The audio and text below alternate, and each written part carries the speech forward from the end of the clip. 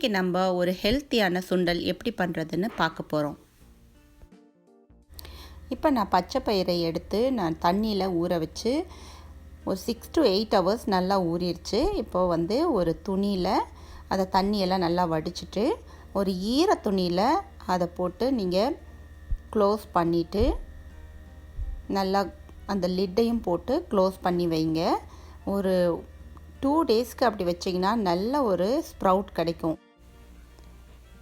இப்போ நம்ம திறந்து பார்க்குறோம் பாருங்கள், செகண்ட் டேயில் எவ்வளோ அழகாக ஸ்ப்ரவுட் வந்திருக்கு. இப்போ இதை வச்சு நம்ம சுண்டல் தாளிக்க போகிறோம்.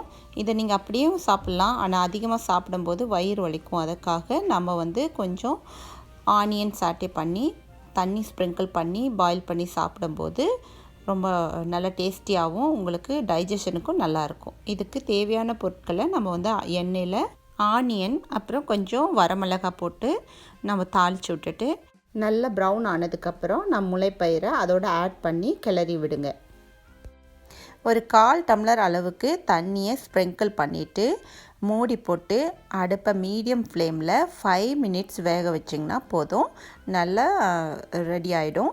அதுக்கப்புறம் நீங்கள் தேங்காய் துருவல்களை அது மேலே போட்டுட்டு கிளறி விட்டுக்குங்க.